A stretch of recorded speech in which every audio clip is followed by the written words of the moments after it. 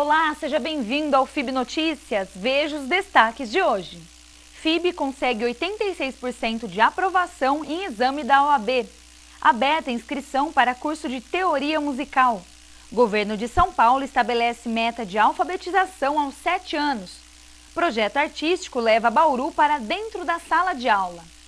O governo do estado de São Paulo estabeleceu uma nova meta de alfabetização.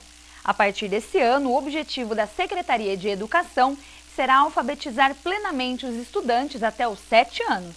Em abril desse ano, a presidente Dilma aprovou a medida provisória que cria condições para a alfabetização de todas as crianças até os 8 anos de idade. Mas o governo de São Paulo estabeleceu uma nova meta: alfabetizar as crianças de todo o estado até os 7 anos. O estado de São Paulo tem um trabalho sistematizado e uma formação continuada desde 2008 com toda a rede. E os resultados têm sido bastante ascendentes de um ano para outro. Então, tendo em vista os resultados alcançados na avaliação externa do ano de 2012, e como o governo federal também estipulou já, através de um programa que é o Pacto Alfabetização aos 8, o estado de São Paulo tem condições, por esses resultados, de investir num trabalho para que a criança seja alfabetizada aos 7 anos. O professor dos anos iniciais, ele já tem uma formação sistematizada desde o início do programa Ler e Escrever, de 2008. Agora, tendo o primeiro ano, ele tem uma formação voltada para esses alunos em idade menor, que vai conciliar, de diferencial, vai conciliar o educar e o cuidar. Então, é um pouco diferente dos meninos que entravam a partir dos 7 anos. A sala de aula, elas são preparadas de forma diferenciada, existem os cantos para que a rotina da criança seja menos cansativa e própria para essa faixa etária. O material também já vem com perfil, os projetos indicados para essa faixa etária e a formação que os professores recebem também voltada para essa idade de criança, Como que essa meta ela vai ser avaliada? As crianças vão passar por um tipo de prova diferenciado? Nós temos já um sistema de avaliação externa, que é o SARESP, e só que anteriormente a essa medida da alfabetização aos 7 anos, essa avaliação externa era a partir do terceiro ano. E em 2013 já serão avaliados os alunos do segundo ano. Então, com essa avaliação, tomando-se depois os resultados, já dá para avaliar e monitorar os resultados dos alunos que já frequentaram o primeiro ano com 6 anos, dentro da concepção de ensino e de educação que nós, profissionais do Estado, seguimos, com a fundamentação teórica construtivista, alfabetizar significa ter uma alfabetização dentro dos moldes conceituais de aquisição da leitura e da escrita, onde não se separa o domínio do código da nossa língua, juntamente com o letramento que a criança também já vai tendo desde o primeiro aninho. Denise é diretora de uma escola de ensino fundamental e conta que a instituição já tinha como objetivo alfabetizar seus alunos aos 7 anos. No início do ano, no nosso planejamento, nós já fizemos como uma meta, Isso com os professores e com os pais, que os alunos do segundo ano, eles já vão sair com a escrita e leitura bem fluente, Não deixando também com a brincadeira, A parte lúdica funcionando para ele aprender, o lúdico e o alfabetização. Renata defende que o aprender e o brincar caminhem juntos. Nós tentamos fazer com que isso fique o mais natural possível. Então, respeitando esse lúdico, a brincadeira, tudo que for, a especificidade mesmo da idade. Mas e que isso não atrapalhe, continue a escola funcionando como ela sempre funcionou. Essa é a nossa meta. A escola tem o seu papel, que é passar esse conhecimento adquirido ao longo da humanidade, mas ela é tornar isso suave, é brincar mesmo, mostrar que quando você está brincando, você está aprendendo. E a escola mostrar isso, quando é que você brinca e quando é que nesse brincar você aprende. A OAB, Ordem dos Advogados do Brasil de Bauru, divulgou o resultado preliminar do seu 5º exame e a FIB conseguiu um índice de aprovação de 86%. Dos 14 alunos e ex-alunos do curso de Direito inscritos no exame, 12 foram aprovados. Bom, esses números são muito relevantes. Eu fiquei muito feliz quando tive acesso aos números, justamente porque reflete, sim, o trabalho dos alunos, o esforço deles nesse sentido, mas também o trabalho que a FIB e o curso de Direito vem fazendo durante esses 8, 9 anos do curso. As últimas 10 provas, elas foram unificadas e todo o país tem a mesma sistemática de provas, né? Diferente do que era feito no passado, em que cada estado tinha o seu formato. Com isso, nós temos 2 fases, né? Na primeira, os alunos se submetem a questões de alternativas, né? De todas as áreas do direito, sem especificar uma delas. E para a segunda fase, eles já fazem uma opção por uma área de maior interesse ou de maior facilidade deles. Nessa segunda fase, eles respondem a questões dissertativas e têm a obrigação de fazer uma peça prática, né, de um caso concreto que a comissão da prova organiza. Eu sempre digo para eles desde o primeiro dia de aula, né, o curso e a preparação para a prova da OAB se inicia no primeiro dia em que eles estão matriculados no curso. Então, trabalhar com seriedade, estudar desde o início, né? Não se preocupar com a prova só quando eles estiverem lá no 5º ano, mas desde o início. Também, é claro, ter a curiosidade em pesquisar outras informações além do que é dado em sala de aula, né? Ler muito, não só questões jurídicas, mas também revistas, mas também jornais, para saber o cenário em que ele está inserido naquele momento. Sem dúvida, se preocupar também com a prática, né? O conteúdo em sala de aula é muito importante e a FIB ela tenta resgatar ao máximo esse conteúdo, mas é óbvio que um estágio, uma prática é muito importante para aqueles que vão submeter a prova. Queria que você falasse um pouquinho do curso de Direito aqui da FIB. Como que ele foi avaliado? Como que é esse curso hoje? Sim, nós passamos por avaliação no início do ano passado, né? E são vários itens que são objeto de avaliação, não só o conteúdo em sala de aula, mas também as atividades práticas que são fornecidas, que são oferecidas ao aluno, também o estágio supervisionado que nós temos aqui, o escritório jurídico que nós mantemos e que os alunos podem participar dessa parte prática através do escritório. E a partir da avaliação de todos esses cenários, o MEC, através dos membros que foram indicados para a nossa instituição, chegaram à conclusão de que nós teríamos a nota máxima, que é o 5, de acordo com a avaliação deles.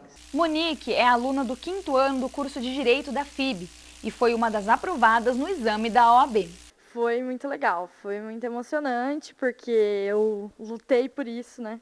Há 5 anos estudando e vi que deu certo, né? O que eu, lá no comecinho, no primeiro ano, eu achava que ia dar certo. Agora, né? Quase no 5º ano, né? Deu certo. A primeira etapa eu fiquei mais nervosa, porque achei assim, que não sabia muito o que vinha pela frente, né? Então aí eu fiquei mais nervosa. Mas eu achei a primeira fase muito mais fácil, porque tem várias disciplinas, né? São todas aqui, você tem na grade do curso. Então, se você não vai bem em uma, você vai bem em outra, né? Agora, na segunda fase, é mais difícil, porque você tem que focar naquela disciplina que você escolhe, né? E aí é bem mais difícil, porque tem a peça prática, você tem que ter, não só estudar aquela peça, mas ter tido a prática mesmo, né? No estágio, nas aulas aqui, né? Que tem aula de estágio também, né? De prática. E é isso. Você é aluna aqui da FIB, como eu falei, está no 5º ano. Qual que foi a participação dessa faculdade nessa sua conquista? Foi a base de tudo. A coordenadora, os professores são muito amigos mesmo da gente e fazem a gente aprender mesmo.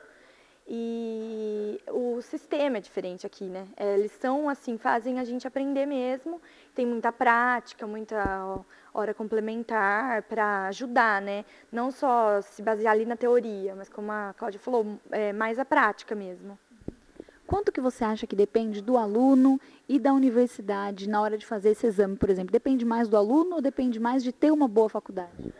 Depende do aluno ter estudado desde o começo, como a Cláudia falou, desde o começo, mas a faculdade para dar a base mesmo, dar o ensino bom, né? Foi no dia 1º de agosto de 1896 que Bauru ganhou o status de município e nessa quinta-feira a cidade completa 117 anos. Confira as atrações programadas para comemorar a data. Esse ano nós estamos preparando um evento que começa no dia 31, na quarta-feira, às 20 horas, somente lá no gramado central do Parque Vitória Régia, onde tem a festa do Sanduíche Bauru acontecendo, com abertura oficial, presença da Banda Sinfônica Municipal, fazendo abertura com o hino nacional e hino Bauru, isso a partir das 20 horas. Na quinta-feira, especificamente o dia 1º, aí em todo o parque, né, e toda a área adjacente ali, um grande evento a partir das 9 da manhã, com muita atividade, todas as secretarias da prefeitura envolvidas, levando atividade, o Sistema S, empresas parceiras, o Sanduíche Bauru, obviamente, o tradicional, um palco montado com atividades desde da manhã até a noite, e o corte do bolo, né, que é oferecido pelo Grupo Cidade, juntamente com parceiros, em comemoração ao aniversário da cidade, por volta das 15 horas. Né? E nos shows, o encerramento do dia 1º, nós destacamos o Grupo Sereno, que é o grupo bauruense famoso de todo o Brasil, um grupo de samba e pagode, a partir das 20 horas. Na sexta-feira, dia de trabalho, a partir das 20 horas até as 22, também o evento acontecendo somente ali próximo às barracas que estão vendendo o Sanduíche Bauru no gramado central. No sábado, à tarde e à noite, também várias atividades ao longo de todo esse período, de tarde à noite, venda do Sanduíche Bauru, várias atrações, no palco principal também, e o encerramento do dia com a banda Valetes, uma banda de pop rock nacional que está destacando no cenário. E no domingo, mais um dia, aí sim, desde o período da manhã, né, o último dia dessa maratona de festa, também com os artesãos bauruenses, atividades para todos os gostos, e o encerramento com o show do Diogo Nogueira, que é mais um presente que os parceiros, o Grupo Cidade, enfim, todos esses parceiros oferecem para Bauru, né, sendo que a Prefeitura e todas as secretarias envolvidas têm nessa festa, a parte de cachê, ela é custeada pelos parceiros, e a Prefeitura Municipal coloca ali toda a estrutura de palco, som, iluminação, sanitários, são mais de 50 sanitários por dia ali para dar o conforto para toda a população, além da sempre importante presença e parceria da Polícia Militar, do pessoal do Corpo de Bombeiros, o pessoal da Secretaria de Saúde, enfim, para que todas as pessoas que estejam com a gente tenham todo o seu conforto, né, e toda a sua segurança ali num evento que deve reunir mais de 80 mil pessoas mais uma vez. O FIB Notícias vai para um breve intervalo. No próximo bloco você vai conhecer o projeto de artes A Cidade que é a Nossa Cara. Até já!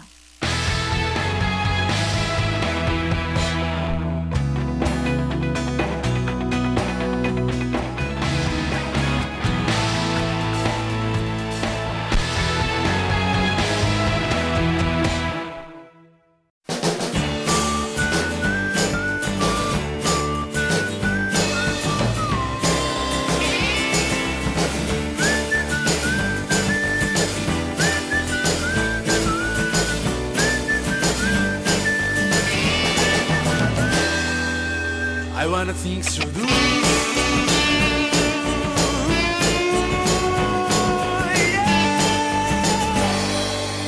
I wanna things to do.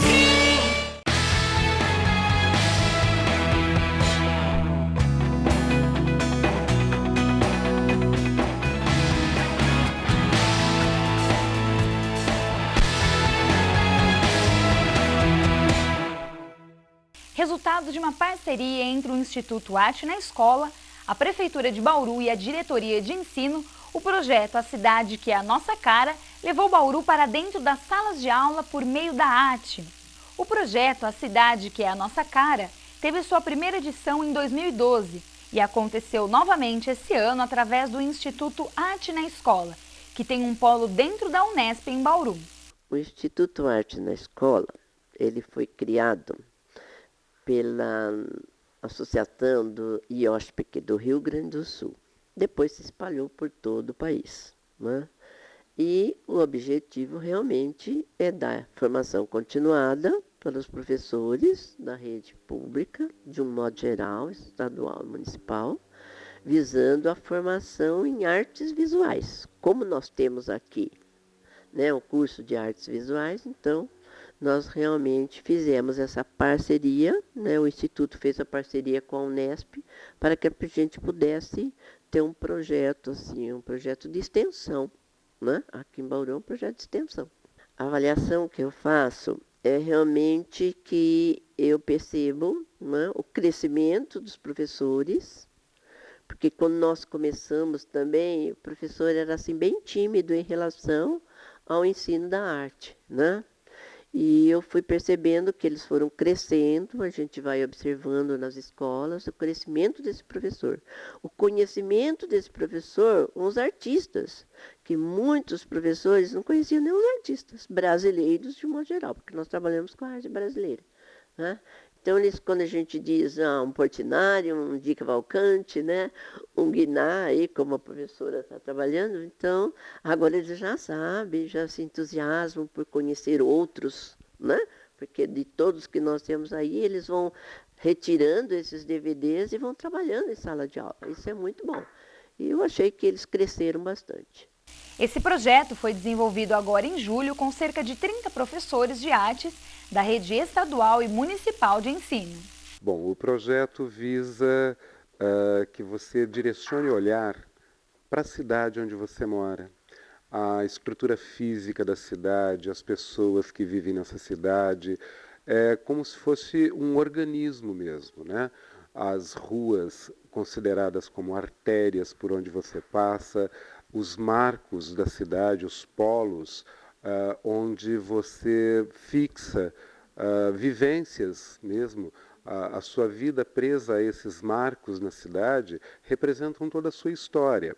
Bom, nós visitamos a Praça Vitória Régia, foi muito interessante porque foi num sábado e eu me surpreendi muito ao ver várias famílias fazendo piquenique. Fazia muito tempo que eu não via pessoas fazendo piquenique no gramado de uma praça. Nós fomos também até a antiga estação ferroviária, onde particularmente eu senti muita saudade, porque ali trabalhei durante vários anos e a gente vê aquilo abandonado, dá uma sensação muito ruim. Fomos também até a Praça da Ite, onde lá havia um monumento muito importante ao soldado constitucionalista, e foi tirado esse monumento da praça, que era a Praça 9 de Julho, virou um estacionamento, né, particular, interessante pensar sobre isso, e colocou uma Torre Eiffel, que é francesa. Interessante, né? Uma Revolução Francesa que não tem nada a ver com a Revolução Constitucionalista Paulista, mas enfim. Tudo isso foi pensado e resgatado. E tudo isso foi desenhado pelos professores, né, sem sair do ônibus, pela janela do ônibus, a gente fez os desenhos, e depois esses desenhos foram lidos no curso que nós fizemos. Aprendemos a ver as partes importantes desse desenho e falar sobre esses marcos, né? Lógico que foram alguns marcos selecionados, porque existem outros lugares a serem visitados em Bauru. Mas eu acho que nos projetos desenvolvidos nas escolas, os professores terão a oportunidade de visitarem outros lugares que não esses. O projeto A Cidade que é a Nossa Cara é dividido em 3 etapas. Uma primeira, mais teórica, com visitas a diversos pontos da cidade, já aconteceu.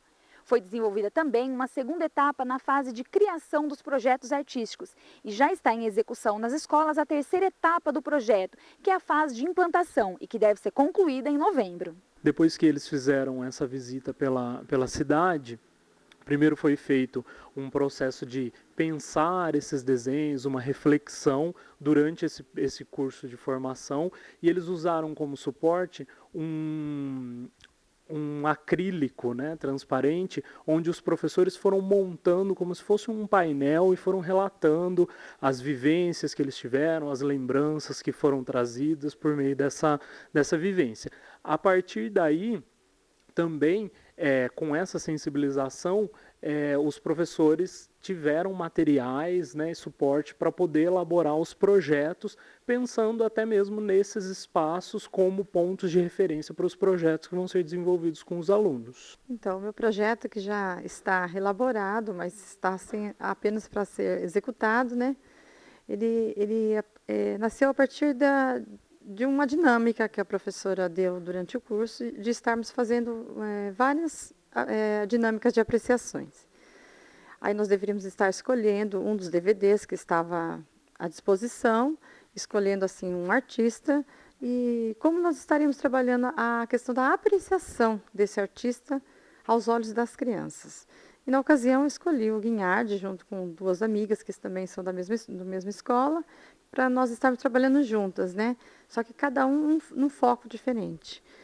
Então, o meu objetivo, na verdade, era mostrar essa questão, esse retrato que o artista Guinhardt faz em relação à cidade que ele ama, que é a cidade de Ouro Preto, que ele amava, né? E aqui, para a criança também possa ter esse olhar para a cidade de Bauru, que é a cidade que, se eles ainda não amam, eles podem vir a amar, né? Pode vir a conhecer, já que os meus alunos são de educação infantil e eles têm, assim, eles não têm acesso a todos os limites da cidade, pelo que eu percebo, pelo que eu já conversei com eles. Eles se limitam a conhecer o bairro e as proximidades do bairro, né? Então, o meu objetivo é levá-los a conhecer realmente a cidade, levá-los até o shopping, para conhecer também a artista plástica Sueli Davos, que ela tem os painéis que ela retrata partes de pontos das 9 maravilhas de Bauru, está incluindo isso no projeto. Então, fazer esse link do retrato que o Guinhardt tinha de Ouro Preto e a criança fazer um recorte da cidade de Bauru, para que a criança tenha esse olhar para a cidade de Bauru. Estão abertas as inscrições para o curso preparatório de teoria musical, para ingresso na banda e orquestra municipal.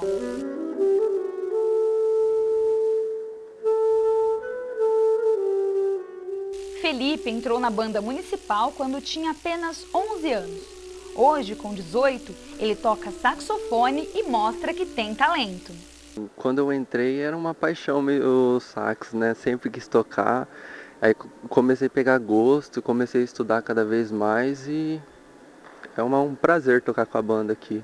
É um instrumento um pouco difícil, precisa de bastante estudo para chegar num nível legal para tocar. Yara não se intimidou com o tamanho do contrabaixo e escolheu esse instrumento para aprender a tocar. Eu comecei fazendo balé aos 7 anos e eu comecei com um balé clássico. E a gente escutava muitas músicas eruditas por causa disso. Aí minha prima tocava sax na banda. Quando foi em 2010, eu fiz o cursinho, não passei, entrei no Projeto Guri. Em 2000, aos 13 anos, eu entrei aqui como clarinetista e mudei para o contrabaixo esse ano. Conta pra mim, o que a sua participação na banda mudou na sua vida? O que você aprendeu? A conviver com várias pessoas de locais diferentes, famílias diferentes. E foi uma parte que me desenvolveu na escola, do meio para conviver. A convivência em sociedade melhor. Queria que você falasse qual que é esse instrumento grande que você toca e que tipo de instrumento que ele é? É um instrumento difícil de ser tocado? Para mim ele não é difícil, é o contrabaixo acústico, ele faz parte da família das cordas e é um instrumento que também está na banda como o naipe de graves.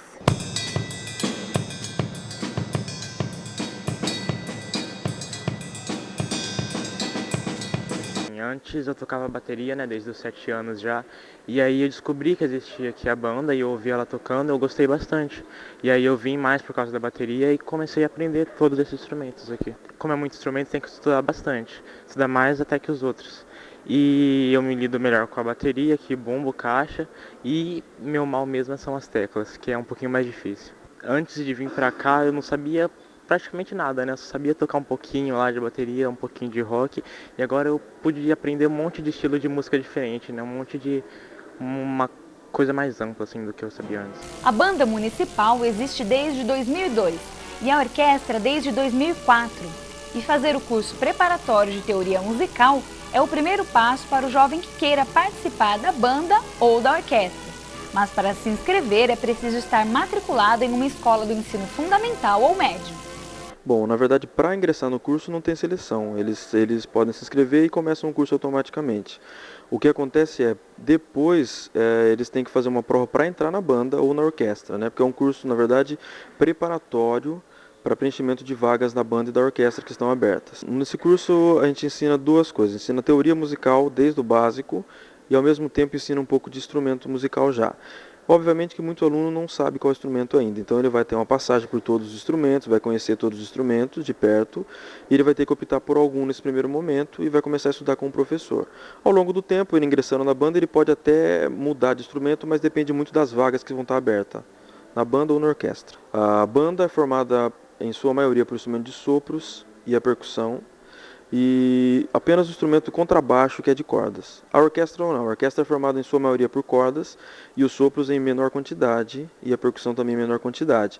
Todo instrumento da banda tem na orquestra, mas em pouca quantidade. O que a gente tem notado é que os jovens têm ganhado muita disciplina, principalmente que hoje em dia a maioria dos jovens não está conseguindo isso, né?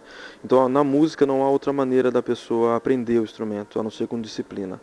Então a gente nota muita disciplina, o respeito à hierarquia, respeito aos mais velhos, e também eles entram em contato com um tipo de música que eles não têm contato na vida secular, na vida normal, que é uma música erudita, uma música popular também, mas uma música popular diferente da que tem sido tocada nas rádios, né? Então esse é o maior ganho que eu sinto nesses jovens, né? E é um aprendizado que eles vão para a vida inteira, amizades para a vida inteira, e com certeza no mercado de trabalho eles acabam também, mesmo não sendo na música, eles acabam na vida deles profissional usando muito do que eles aprendem aqui. André, e se o jovem chegar aqui e não tiver a menor noção de qualquer instrumento, tem problema chegar aqui sem saber de nada?